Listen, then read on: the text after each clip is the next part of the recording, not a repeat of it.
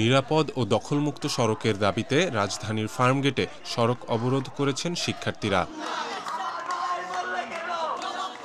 গত রোববার ফার্মগেটের শিক্ষা প্রতিষ্ঠানগুলোর সামনের সড়কে অটোরিকশা চলাচল বন্ধ ও স্পিড ব্রেকার স্থাপন সহ ৫ দফা দাবিতে মানববন্ধন ও বিক্ষোভ করেন সরকারি বিজ্ঞান কলেজ ও সরকারি সায়েন্স হাই স্কুলের শিক্ষার্থীরা। এর মাঝে গতকাল রাতে ফার্মগেট এলাকায় বেপরোয়া ট্রাকের চাপায় এক কিশোরের মৃত্যু ঘটে।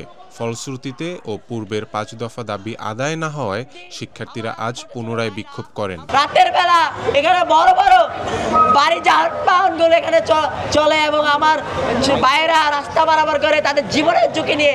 সড়কে স্পিড ব্রেকার নির্মাণ ছাড়াও ফুটপাত দখলমুক্ত করা এবং বেপরোয়া গতির ব্যাটারি চালিত রিকশা ও অন্যান্য যানবাহন নিয়ন্ত্রণের দাবি জানান তারা। শিক্ষার্থীরা জানান তাদের স্কুল ও কলেজের সামনে অটোরিকশা লাইন ধরে দাঁড়িয়ে যানজট তৈরি করে।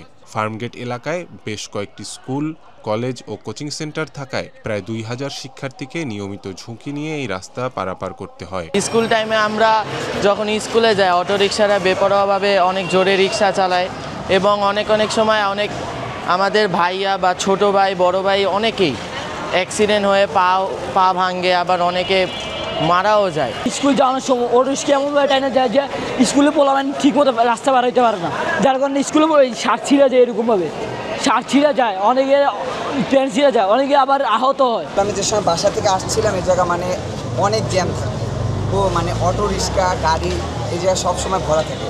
তো বাসা থেকে আসার সময় এই রাস্তা তো এই জায়গা দিয়ে দেখতেছি কীভাবে ব্লক করা, তো ফুটপাথ দিয়ে তো হাঁটার উপায় নেই, রাস্তা দিয়ে আসতে হবে। তো রাস্তা দিয়ে আসার সময় অটোতে ভিজে ওই সময় পড়ে যায়। তো অটো রিক্সার যে এই কাজটা, অটো রিক্সা বা রিক্সা বাড়ি থেকে কাজটা একবার আমার হাতের উপর পড়ে, তো হাত একবার ছুলেই হয়ে যায়। তারপর আলাদা হাসপাতালে গিয়ে হাতটা ব্যান্ডেজ করে নিয়ে আসছে। আজকে আমাকে লাগাইছে অটো রিক্সা, আমি ওই দিক দিয়ে স্কুলে ফার্মগেট হয়ে আসতেছি, সেই সময় আমাকে লাগিয়ে দিয়েছে। শিক্ষার্থীরা আরও অভিযোগ করেন, রাস্তা ফাঁকা থাকলে অটোরিকশাগুলো ৪০ থেকে ৫০ কিলোমিটার গতিতে রিকশা চালায়, ফলে প্রায়শই দুর্ঘটনার শিকার হন শিক্ষার্থীরা।